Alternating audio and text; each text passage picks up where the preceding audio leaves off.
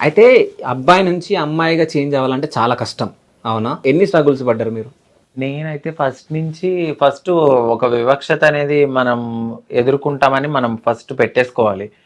మనం ఎప్పుడైతే మారుతామో అప్పుడు ఫ్యామిలీ లైఫ్ని, పర్సనల్ లైఫ్ని ప్రతి ఒక్కటి సాక్రిఫైస్ చేయాలి. ఇంకా ట్రాన్స్ కమ్యూనిటీతోనే బ్రతకాలి, అది మైండ్లో పెట్టుకోవాలి. ఇంకొకటి, డబ్బు కోసం అయితే మేము అసలు ఆ మైండ్ సెట్తో రాము. మేము నార్మల్గా ఒక అమ్మాయిగా మారాలి, మేము ఇది అని తెలుసుకుని అందరినీ దూరం చేసుకుని కమ్యూనిటీలో రావడము, గ్యాదర్ అవ్వడము. తర్వాత ఇంకా యాజ్ యూజువల్ ఇంకా అందరూ వదిలేసిన తర్వాత మన దగ్గర ఏముంటది, భిక్షాటన చేసుకోవాలి. ఫస్ట్ భిక్షాటన తర్వాత మీకు ఇంకా ఆప్షనల్గా అన్నీ ఇస్తారు, సెక్స్ వర్క్ ఇలా అన్నీ ఉంటాయి. మనం తీసుకునే దాన్ని బట్టి ఉంటది. అంటే మీకు ఆప్షనల్ గా ఇస్తారా? అంటే నువ్వు ఇది చెయ్యి, ఇది అంటే ఎవరు ఫోర్స్ చేయరు నాన్న, మనకుండే వృత్తులు ఇవి, మనం ఇవి తప్ప మనం ఏమి చేయలేం, మీ ఇష్టం, మీరు చేయగలను, మీరు ఉండగలను, మేము అమ్మాయిగా మారాలి అనుకుంటే మనకి ఈ ఆప్షన్సే ఉన్నాయి.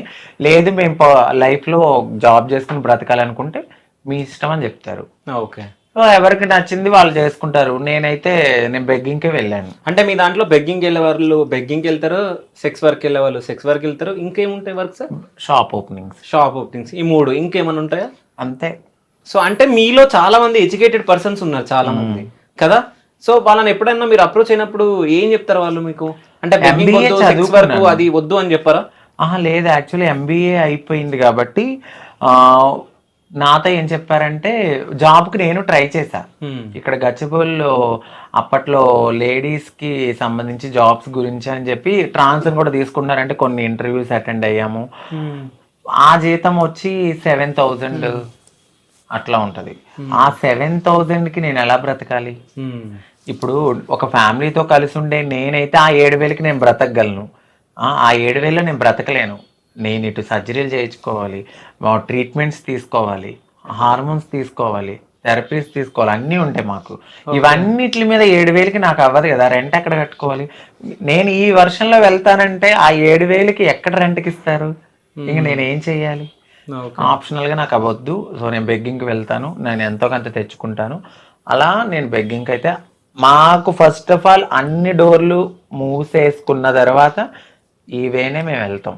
కావాలని అయితే ఆ వేకి అసలు వెళ్ళాలనుకోం. అంటే మీరు అబ్బాయి నుంచి అమ్మాయిగా చేంజ్ అయిన తర్వాత చాలా ట్రీట్మెంట్ ఉంటుందా?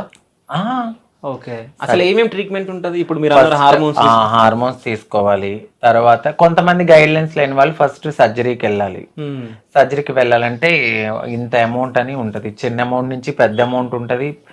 2 lakhsలో అయ్యేది ఉంటుంది, 5 lakhsలో ఉంది, 10 lakhs కూడా ఉంది. సో ఇవన్నీ అమౌంట్స్ కావాలి కదా మనకి. ఆ సర్జరీ అవ్వాలి. దాని తర్వాత బ్రెస్ట్ ఇంప్లాంటేషన్, అది ఆ సర్జరీస్ ఉంటాయి.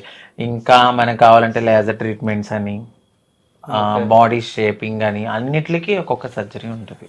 ఓకే. సో మీ ఖర్చు అంతా ఎవరు భరించారు? రాజు గారా? లేదు, తనే మొత్తం. ఆయన నా లైఫ్ లోకి రాకముందే, నేను అన్ని అయిన తర్వాతే ఆయన నాకు లైఫ్ లోకి వచ్చారు. దాని తర్వాత అసలు మీకు ఎప్పుడు మనీ పెట్టలేరా హాస్పిటల్కి? ఇంకేముంటాయి? ఇంకేం లేదే. పెళ్లి తర్వాత ఏం చేసుకోవాలి ఇంకా? ఓకే. ఆయన రాకముందే నేను అన్ని నాకేమేమి అవసరం అన్ని చేయించేసుకున్నాకనే ఆయన నా లైఫ్ లో చూసా అప్పుడు. ఓకే. అంటే ఇప్పుడు సర్జరీ చేయించుకున్న తర్వాత పెళ్లి తర్వాత ఏమైనా ప్రాబ్లమ్స్ వచ్చినాయా మీకు? రాలేదండి. ఓకే. అంటే వస్తాయా ఎవరికన్నా? ఓకే. అలా వచ్చి చనిపోయిన వాళ్ళు కూడా రావచ్చు. అది లైఫ్ స్పాన్ ఏంటంటే సర్జరీలు అయితే బాడీ తట్టుకోలేదు కదా. ఎనాస్థీసియా ఎక్కువ తీసుకునే కొలది మన బాడీ కంట్రోల్ అనేది మనలో ఉండదు. ఇప్పుడు నేను చూడడానికి కొంచెం దిట్టంగా ఉన్నానా, నాకు ఆ చేతిలో ఓపిక గానీ అంత తక్కువ ఉంటది. సర్జరీ అవ్వగానే ఒక అమ్మాయికి ఎలా అయితే పిల్లలు పుట్టినప్పుడు ఆ బ్లడ్ పోయి అన్ని పోయి ఎలా ఉంటుందో మేము కూడా అంతే. లిటరల్లీ కొద్దిగా ఇప్పుడు వెన్నుపూసకి మాకు ఇంజెక్షన్స్ ఇస్తారు, ఆ నడు నొప్పి ఉంటది. ప్రతిదీ పెయిన్ తోనే. ఒక ముళ్ళ బాటలో నుంచి గులాబీ ఎలా అవుతుందో మేము కూడా అంతే. ఓకే. ఉంటారేమో కానీ దాన్ని పబ్లిక్ లో పెట్టి అది ఎక్కడో తీసుకెళ్లాలనుకోవడం నాకు తెలిసినంత వరకు కరెక్ట్ కాదు. ఓకే. పోనీ అలా నువ్వు పెట్టేటప్పుడు మరి ఒక 30,000 పెట్టి జీతం ఇప్పి చేసుకుంటారేమో కదా. మీరు ఎప్పుడైనా జాబ్ చేయాలని చెప్పేసి అనుకుని? నేను అనుకున్నానండి, ఓకే, అనుకున్నాను. బట్ అనుకోకుండానే నా లైఫ్ ఎటు టర్న్ అయ్యి అటు తిరిగి ఇటు తిరిగి ఇటు బై లక్కో మరి ఏమో తెలీదు, మంచి హస్బెండ్ దొరికిండు. దొరికాడు. సో మీ ఫ్యామిలీ ఎప్పుడన్నా కలిసి ఎక్కడికైనా టూర్ వెళ్ళారా? ఇంకా లేదు. మా అమ్మగారు మా అత్తయ్య గారు మాట్లాడుకుంటారు, మాట్లాడతారు కానీ టూర్లు. వీళ్ళు ఉండేది వైజాగ్ దగ్గర సోంపేట అటు లోపల, మేము ఉండేది విజయవాడ దగ్గర ఏలూరు. ఓకే, సోంపేట ఏలూరు అంటే చాలా కలుసుకోవడం గృహప్రవేశానికి అవుతుంది. ఇప్పుడు గృహప్రవేశానికి కలుసుకుంటాం. ఓకే, అయితే మిమ్మల్ని ఒకటి అడగాలి. ఇప్పుడు మీరు వీళ్ళు కడుతురా మీ ఇల్లు కడుతురా? మేము కట్టుకుంటున్నాం. ఓకే, మీరు కట్టుకుంటున్నారా లేకుంటే మీ అమ్మగారు కట్టిస్తురా? మేము అంటే మా అమ్మగారు. ఓకే, అంతే కదా, మా అమ్మగారు ఉన్నంత వరకు అందులోనే ఉంటారు కదా. ఓకే, మరి మీకు మీ ఇంట్లో వాళ్ళు తిట్టలేరా మిమ్మల్ని మన కట్టకుండా వాళ్ళ కడుతున్నావు అని? నేను కట్టలేదు, క్లియర్ అండ్ కట్ గా చెప్తాను. ఓకే, ప్రతి రూపాయి ఆ ఇంట్లో ఉండే ప్రతి రూపాయి తందే. ఓకే, అందులో ఎవరు ఇన్వాల్వ్మెంట్ లేదు. అది కూడా మా అత్తయ్య కోసం అని కట్టిస్తుంది. తను ఉన్న రోజులు కొంచెం రాయల్ గా ఉండాలి, సుఖంగా ఉండాలి తను ఉన్న రోజులు అని చెప్పేసి కట్టిస్తుంది. అందులో ఉండే ప్రతి రూపాయి తందే, ఎవరిది లేదు. అయితే ఇస్తానన్నా అంకిత గారు 1.5 కోటి సంపాదించారు అనమాట మీరు, ఆయన రూపాయి లేకుండా. నిజం చెప్పండి ఇప్పుడు. అవుతుంది 1 CR పైనే అవుతుంది, 1.5. సో మీరు బెగ్గింగ్ వెళ్ళినప్పుడు ఎంత సంపాదిస్తుండే మీరు రోజుకి? అడుగుతున్నా చెప్పండి. అంటే చేసేదాన్ని హౌస్ ఓపెనింగ్స్ కి చెప్తాను చూడండి, మీరు అడిగారు కాబట్టి లాజిక్. నేను డైలీ ఒకప్పుడు వెళ్ళినప్పుడు నేను ఎర్లీ మార్నింగ్ లెగిసి 9-9:30కి నా లైఫ్ని స్టార్ట్ చేస్తే నేను నైట్ 6కి వచ్చిన తర్వాత మళ్ళీ నేను వైన్ షాపులు కూడా అడుక్కునేదాన్ని. అంటే 10 రూపాయలే కానీ 5 రూపాయలే కానీ ప్రతి రూపాయి పోగేసి ఒకరోజు 1000 వస్తుంది, ఒకరోజు 2000 వస్తుంది, ఒకరోజు 3000 వస్తుంది. దీనికి కౌంట్ అనేది ఉండదు. ఒకరోజు ఎక్కువ రావచ్చు, ఫ్లక్చువేట్ అవుతూ ఉంటది కదా.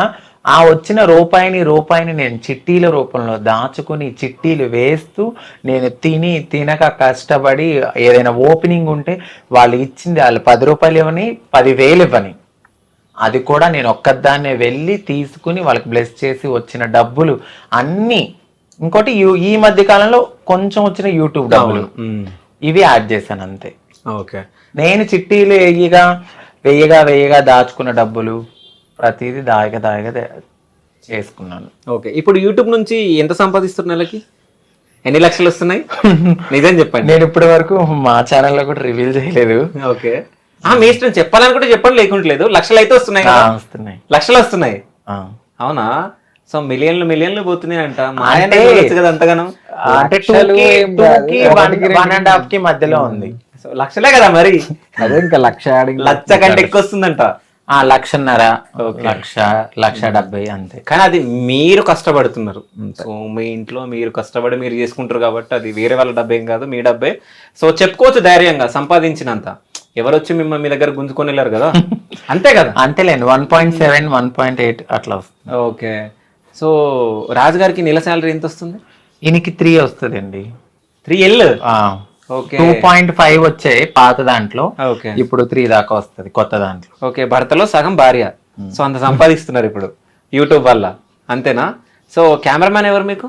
మా అబ్బాయి. మీ అబ్బాయి. సో మీ అబ్బాయి అంటే ఎవరైనా అసలు? సాయి అండి. ఓకే, మాకు ఎప్పటి నుంచో క్లోజ్.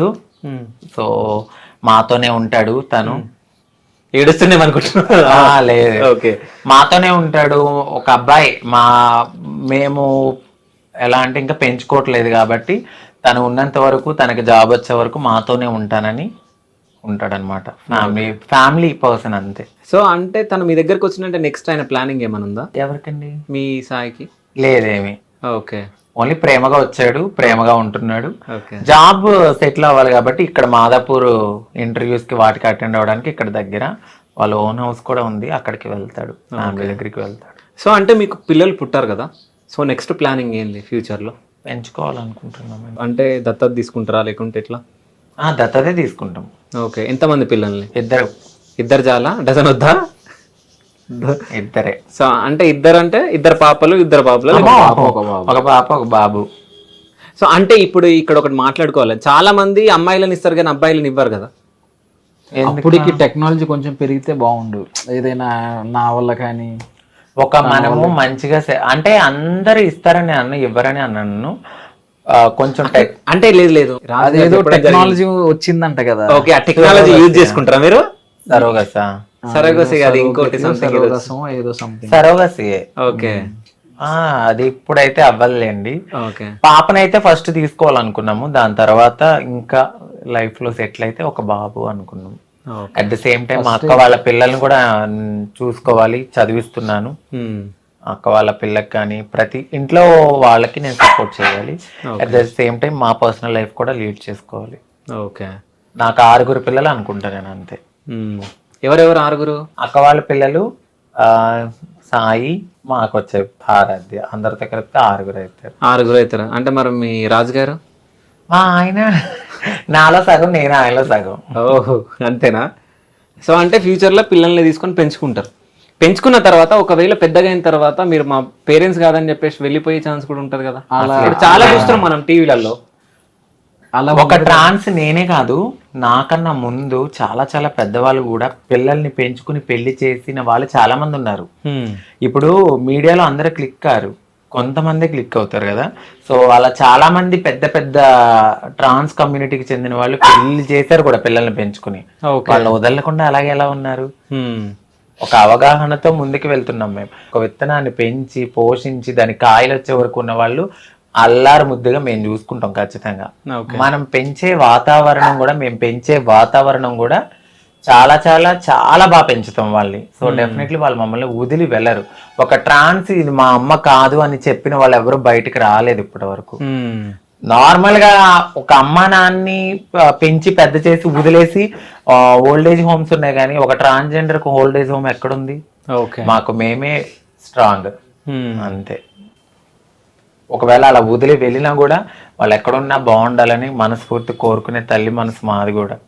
సో అంటే ట్రాన్స్జెండర్స్ కి ఏమైనా అన్యాయం జరుగుతుందా? షూర్ గా జరుగుతుందండి. ఇక్కడ ఎప్పుడు ప్రతి దాంట్లోనూ మాకు అన్యాయమే. ఇప్పుడు రిజర్వేషన్ అని అన్నారు, ఆన్సర్ జడ్జిమెంట్ వచ్చిన తర్వాత, సుప్రీంకోర్టు తీర్పులు ఇచ్చిన తర్వాత మాకు రిజర్వేషన్ అన్నారు. అవి అసలు ఇప్పటి వరకు రాలేదు. మీకు ఓటర్ ఐడి ఉందా? మీకు ఉంది. మీకుందా? సో ఇక్కడే హైదరాబాద్ లేకుంటే ఊర్లోనా? ఊర్లో ఉంది నాకు. ఓకే, నాకు అక్కడే ఉంది. సో ఇప్పుడు నెక్స్ట్ ఏపీ ఎలక్షన్ రాబోతున్నాయి, వెళ్తారా? ఓటేస్తారా మరి మీరు? బాధ్యత. ఓకే. ఓట్ అనేది మనకి 5 ఏళ్లకు ఒకసారి వస్తుంది మనకి అది. సో అలాంటి దాన్ని మనం యూజ్ చేసుకోవాలి. మనం ఎంచుకునే నాయకుడే కదా మనకి. 5 ఏళ్ళకి ఒకసారి? 5 ఏళ్ళు. 5 ఏళ్ళు అంటే 5 years ఒకసారి. అంటే మేము ఆంధ్రాలో 5 ఏళ్ళు అంటాం. ఓకే. 5 ఏళ్ళు అంటే మీకు తెలంగాణలో ఏళ్ళు అనుకుంటున్నారేమో, మాకు ఏళ్ళు అంటే సంవత్సరాలు. ఓకే. 2 ఏళ్ళు, 3 ఏళ్ళు, 4 ఏళ్ళు అలాగ అంటాం. సో ఎవరికి వేయబోతున్నారు మీరు ఓటు? ఈసారి అయితే మాత్రం టీడీపీ జనసేన. ఓకే, టీడీపీ జనసేనకు వేయబోతున్నారు. సో వస్తుందని అనుకుంటున్నారా? ఖచ్చితంగా. మీ అక్కలను కాపాడుకోవాలంటే మీరు ఏం చేయాలనుకుంటున్నారు? మేమైతే పవన్ కళ్యాణ్ గారు కానీ, అప్పుడు నారా చంద్రబాబు నాయుడు గారు కానీ, ఇప్పుడు యూత్ కి కనెక్ట్ అయింది జనసేన. జనసేనలో పవన్ కళ్యాణ్ గారు ఒక ట్రాన్స్జెండర్ ని చాలా బాగా రెస్పెక్ట్ ఇచ్చి ఏదైనా చెప్పినప్పుడు కూడా ఆయన చాలా బాగా అర్థం చేసుకుంటారు. ఇప్పుడు యూత్ కి బాగా కనెక్ట్ అయిపోయింది జనసేన. చాలా మంది కమ్యూనిటీ వాళ్ళు కూడా వెళ్ళి ఆయనతో మాట్లాడడం అయింది. త్వరగా ఆయన జనాల కోసం బయటకు వచ్చి మాట్లాడతారు. కాబట్టి మాకు రిజర్వేషన్స్ గురించి కానీ, జాబ్స్ రాబోయే దాని గురించి కానీ, పెన్షన్స్ గురించి కానీ, ఇంకా ఏదైనా ఇంప్లిమెంటేషన్స్ కానీ, ఇప్పుడు స్థలాలు కానీ, ఇల్లు కానీ, మా కోసం ఏదైనా చేయాలి అని అంటే ఆ పార్టీ అనేది రావాలి. ఓకే. ఆయన ఆల్రెడీ కూడా చెప్పారు. ఓకే, జనసేనకి టీడీపీకి అనుకుంటున్నారు. మీ ఓటు? మా వారు పవన్ కళ్యాణ్ ఫ్యాన్ అండి. ఓకే. ఓకే, జనసేనకి మీ ఓటు. అయితే ఇప్పుడు మీరు ఒక ట్రాన్స్జెండర్ పెళ్లి చేసుకున్నారు కాబట్టి ట్రాన్స్జెండర్స్ కష్టాలు మీకు ఏమన్నా తెలిసినాయా, లేకుంటే వాళ్ళు ఎట్లా ఉంటారు? After marriage, after marriage, before marriage, రెండు చెప్పండి. అంటే బిఫోర్ మ్యారేజ్ మీకు అంత అవగాహన ఉండలేదు కదా. ఆఫ్టర్ మ్యారేజ్ మీరు అందరితో, అంటే వీళ్ళ సర్కిల్ తో కొంతమంది మీ దగ్గరకు వచ్చి మాట్లాడడం అది చేస్తూ ఉంటారు. సో వాళ్ళని చూసినప్పుడు ఏమని ఫీలింగ్ ఉంటది? వాళ్ళ కష్టాలను ఏమైనా చూసారు? వాళ్ళు యాక్చువల్ గా లైఫ్ అనేది టోటల్ గా వాళ్ళలా మార్చుకోవడానికి కంప్లీట్ గా అన్ని వదిలేసి వచ్చేస్తారు వాళ్ళు. సో ఈజీ చెప్పాలంటే సాక్రిఫైస్ వాళ్ళు చేస్తారు బేసిక్ గా ఫస్ట్. సో ఇంటోళ్ళు కూడా సపోర్ట్ చేయరు అట. ఇప్పుడు ఏ ఇంటోళ్ళు సపోర్ట్ చేయరు, ఇట్లా మారిపోతానంటే నువ్వు పుట్టింది ఎలాగా, మళ్ళీ నువ్వు ఇదంతా సమాజంలో మన పరువు పోతుంది అని చెప్పేసి అంటారు. కాబట్టి సో వాళ్ళు సాక్రిఫైస్ చేస్తారు వారి జీవితాన్ని అక్కడ ఇంట్లోనే. Hmm. సో ఇంట్లో ఆ టైంలో వాళ్ళకి సపోర్ట్ చేయరు, వీళ్ళు ఇంప్రూవ్ అయ్యి బాగా ఇచ్చేసిన తర్వాత మళ్ళీ లాక్కునే ఇంటోళ్ళు కూడా ఉంటారు, స్టార్టింగ్ నుంచి సపోర్ట్ చేసే ఇంటోళ్ళు కూడా ఉంటారు. సో ఏదైనా కానీ వాళ్ళు సాక్రిఫైస్ అయితే చేస్తారు, కష్టాలు చాలా పడతారు, నేను చూస్తూనే ఉంటాను. అయితే మీ పెళ్ళైన తర్వాత ఎప్పుడన్నా తిను మీ దగ్గర ఏడ్చిన రోజులు ఉన్నాయా? పెళ్ళైన తర్వాత తన కష్టాలు అవి ఇవి చెప్పుకొని ఏడుస్తుంది కానీ కనిపించదు, అంటే చూపియదు. ఓకే. కಣ್ಣి నుంచి నీళ్ళు వస్తే నాకు తెలుస్తుంది, దాన్ని దాచిపెట్టేస్తుంది అట్లా. ఓకే. ఇంకా కష్టాలు నేను అన్ని తెలుసు ఓవరాల్గా. సో A to Z తన గురించి నాకు తెలుసు కాబట్టి ఇంకా తెలియాల్సినవి ఏమీ లేవు. ఓకే. మామూలుగా అదే కొంచెం ఇప్పుడు ప్రెషర్ ఎక్కువ అయింది, కొంచెం ఇల్లు కొంచెం హెవీ బడ్జెట్ అయిపోయింది కదా. సో బంగారం అది ఇది పెట్టి తను ఇష్టంగా కొనుక్కునే బంగారం పెట్టుకుంది కదా. సో అది ఇది గుర్తొచ్చి కొంచెం అప్పుడప్పుడు స్ట్రగుల్స్ అవి గుర్తొచ్చి ఏడుస్తుంటది. ఓకే. సో అంటే మీరు ట్రాన్స్జెండర్గా చేంజ్ అయినప్పుడు ఎంత డబ్బు ఖర్చు అయింది మీకు? నాకు అయిందండి 10. సో అంటే మీ ఆపరేషన్కి 10 లక్షలు ఖర్చు అయిందా? అవునండి. ఓకే. అంత డబ్బు ఎక్కడి నుంచి వచ్చింది మీకు? ఇట్లానే భిక్షాటన చేసుకోవడము, కొంచెం మా ఫ్రెండ్స్ అప్పిచ్చారు నాకు. ఓకే. ఒకరు 3 లక్షలు ఇచ్చారు, ఒకరేమో 2 లక్షలు ఇచ్చారు. ఆ తర్వాత కొద్ది కొద్దిగా వాళ్ళకి తీర్చుకుంటూ చిట్టీలు వేసుకుంటూ తీర్చాను నేను. ఓకే. అయితే ఇప్పుడు ట్రాన్స్జెండర్ కి ఒక చెడ్డ పేరు ఉందండి. ఎట్లా అంటే సెక్స్ వర్క్ చేస్తారు, అది ఇది రోడ్ల పైన తిరుగుతారు, అది కానీ. అంటే మీ దగ్గరికి ఎవరన్నా వచ్చినప్పుడు వాళ్ళకి ఏమైనా సజెషన్లు ఇస్తారా మీరు? అంటే ఆ వర్క్ వద్దు మనకి, ఇట్లా ఉండండి మీరు. ఒకవేళ ఎవరన్నా అబ్బాయిలు మీ దగ్గరకు వచ్చి మేము చేంజ్ అవ్వాలనుకుంటున్నాం అన్నప్పుడు మీరు ఏం సజెషన్లు ఇస్తారు వాళ్ళకి? సెక్స్ వర్క్ అనేది నాకు తెలిసినంత వరకు, ఇప్పుడు నన్ను వదిలేయండి, ఇప్పుడు నాకు పెళ్ళయింది కాబట్టి అది వేరు. సెక్స్ వర్క్ చేయడం అనేది ఆపేయాలనుకున్నప్పుడు మాకు ఫస్ట్ ఒక ఉపాధి అనేది ఇవ్వాలి. ఇప్పుడు చూస్తూ ఒక మనిషి ఆకలి చచ్చిపోతుంటే ఎవరు ఊరుకోరు కదా. ఒక రకంగా సెక్స్ వర్క్ మా కమ్యూనిటీలో కొంతమంది చేయడం బట్టే కొన్ని మానభంగాలు అలాంటివి అనేవి తగ్గినాయి. ఇప్పుడు కావాలని ఎవ్వరు వాళ్ళ ఒళ్ళు తీసి వేరే వాళ్ళకి అర్పించాలని ఎవ్వరు అనుకోరు. ఏదో ఒక ఉపాధి లేకో వాళ్ళకు ఒక జీవితం లేకో ఇక బ్రతకలేని స్థితిలో కూడా బ్రతకాలి, ఇటు తల్లిదండ్రులు దూరం చేసి నా కడుపు నేను కాల్చుకుని ఏదో చేయాలి అన్న ఉద్దేశంతో ఈ మధ్యకాలంలో కొంతమంది చేస్తున్నారేమో తప్ప మాకేమి సరదా ఎక్కువ మా కమ్యూనిటీ వాళ్ళకి ఏదో ఇదైపోయి అయితే ఖచ్చితంగా చేయరు. ఒక మంచి ఉపాధి ఇవ్వండి, ఎందుకు చేసుకోరు. ఇలా సెక్స్ వర్క్ చేసి ఒక అపోహతో ఇలా చూసే బదులు వాళ్ళకు ఒక జీవనాధార వృత్తి చూపియండి. గిన్నెలు కడుగుతాకెళ్తే మీరు అసలు హోటల్స్ పెట్టారు కొంతమంది ట్రాన్స్జెండర్స్, మీ దగ్గర తినమని వెళ్ళిపోయారు. దానికి పనికిరం మేము. మేము సొంతగా వృత్తి చేసి కూరగాయలు అమ్ముకుంటే దీని దగ్గర కొనకూడదని చెప్పి పక్కన కొన్న వాళ్ళు ఎంతో మంది బాధపడిన ట్రాన్స్జెండర్స్ ఉన్నారు. అట్లానే IT ఎంప్లాయీలోకి వెళ్ళిన వాళ్ళు కూడా కొంచెం అవమానించి కొద్దిగా మానేసిన వాళ్ళు కూడా ఉన్నారు. మీరు ఎంకరేజ్ చేయండి, డిస్కరేజ్ చేయొద్దు. హోటల్ పెట్టుకున్న వాళ్ళని కూడా మీరు తినకపోతే మీ దగ్గర తినము అని చెప్పి వెళ్ళిపోయిన వాళ్ళు కూడా ఉన్నారు. అలాగే నైట్ పూట నుంచుంటే మాత్రం వస్తారు. అంటే మీరే కదా మమ్మల్ని అలా ప్రోత్సహిస్తున్నారు. అదే మీరు నార్మల్గా వీళ్ళు ఏదో వృత్తి చేసుకుంటున్నారు, కడుపు నిండా అన్నం పెడుతున్నారని అలాంటివి కూడా ఎంకరేజ్ చేస్తుంటే అవి రావేమో. అయితే ఇంకోటి నేను ఒకటి చెప్తాను, ఒకవేళ మా వాళ్ళు ఆ వృత్తి చేసినా మాకన్నా ముందు నోరు తెరిస్తే పలానా అబ్బాయి బయటకు వచ్చారు అనుకుంటే ఎన్ని కాపురాలు కూలిపోతాయి. అవి కూడా కడుపులో పెట్టుకుని వచ్చిన వాళ్ళకు ఏదైతే వచ్చారో ఆ పని చూసుకుని వదిలేస్తారు అంతే తప్ప వాళ్ళ జోలికి వెళ్ళరు, ఏమీ చెయ్యరు. కానీ ఇది ఒకటి అడగాలి, నేను ఇట్లాగే విన్నా న్యూస్లో. అంటే మీరు ఒకవేళ నిల్చున్నప్పుడు అంటే ట్రాన్స్జెండర్స్ నిజంగా లాయర్స్, డాక్టర్స్, పెద్ద పెద్ద వాళ్ళు వస్తారంట, అంటే పొలిటికల్ లీడర్స్ అట్లా, నిజమేనా అదంతా? అవును, వస్తారండి. ఓకే. ఎందుకంటే నేను ఈ కమ్యూనిటీలో ఉన్నాను కాబట్టి నేను మాట్లాడుతున్నాను.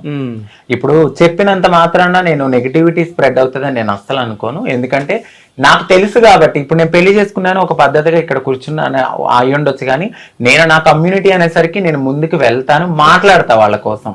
అది మా ఆయనకి కూడా తెలుసు. సో నేను మాట్లాడతాను వాళ్ళ కోసం, ఖచ్చితంగా నేను పోరాడతాను. ఎందుకు రారు? ఎంతో మంది యాక్టర్స్ వాళ్ళకి ఏది నచ్చొచ్చారు, వాళ్ళకి ఏదో నచ్చొచ్చారు, కానీ వాళ్ళ గురించి మేము బయట చెప్తే ఎన్ని కాపురాలు కూరిపోతాయి. ఎంతసేపు వీళ్ళే చేశారు. మీరు ఎందుకు వెళ్తున్నారయ్యా? వెళ్ళకండి. మీరు ఎందుకు వెళ్తున్నారు? వెళ్ళొద్దు. నుంచిన వాళ్ళే వెళ్ళిపోతారు. మీరు వెళ్తున్నారంటే మీరు అప్పుడు మరి అలాంటప్పుడు వాళ్ళు ఎందుకు వెళ్తున్నారు? నుంచున్నారేమో అనుకుని వదిలేయచ్చుగా. దీంట్లో 2 రకాలు ఉన్నాయి. ఇప్పుడు నేను నార్మల్ గా నడుచుకుంటూ 12ంటికి నేను నడుచుకుంటూ వచ్చినా నేను అదే అనుకుని నన్ను కూడా ఆపిన వాళ్ళు ఉంటారు. అలా కాకుండా కడుపు కోతకి వెళ్ళి నుంచిన వాళ్ళు కూడా అలాగే అనుకుంటారు. మరి వచ్చి మీరు ఎలా వస్తున్నారు? పెళ్లిళ్ళు చేసుకుని మీరు హ్యాపీగా ఉండండి. వాళ్ళు ఎంతమంది ఆడపిల్లల జీవితంలో మరి మోసం చేస్తున్నారు? సెక్స్ వర్క్ మాత్రం మమ్మల్ని అలా చూస్తారు అంతే. అది కరెక్ట్ కాదు. మీరు ఎంకరేజ్ చేయకండి. ఫస్ట్ నుంచిన వాళ్ళే వెళ్ళిపోతారు. ఏం అవ్వట్లేదని వేరే ఆధారం చూసుకుంటారేమో.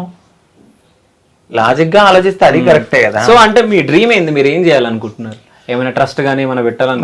ఫస్ట్ అయితే నేను, మా వారు, మా పిల్లలు, మా ఫ్యామిలీ మేము కొంచెం సెటిల్ అయ్యాక ఈ యూట్యూబ్ మీదనే నాకు ట్రస్ట్ పెట్టాలన్నంత లేదు, కానీ నాకు తోచిన దాంట్లో ఎవరో కొంతమందికి హెల్ప్ చేసుకుంటాను. సో అంటే నేను మీ దగ్గరికి వచ్చా, నేను 1 వీక్ బ్యాక్ నేను ఒకరిని ఫోటో తీయడం జరిగింది. ఇప్పుడు ఆపరేషన్ లేకుండానే మోకాళ్లకు ప్లాస్మా ట్రీట్మెంట్. మీ ఆర్థోపెడిక్ సమస్యలన్నిటికీ రోబోటిక్ టెక్నాలజీ ద్వారా తక్కువ ఖర్చుతో శాశ్వత పరిష్కారం. Free consultation. ప్రతి ట్రీట్మెంట్ పై 20% డిస్కౌంట్. ఈ ఆఫర్ కొద్ది రోజులు మాత్రమే. త్వరపడండి. V9 hospitals 9281465842.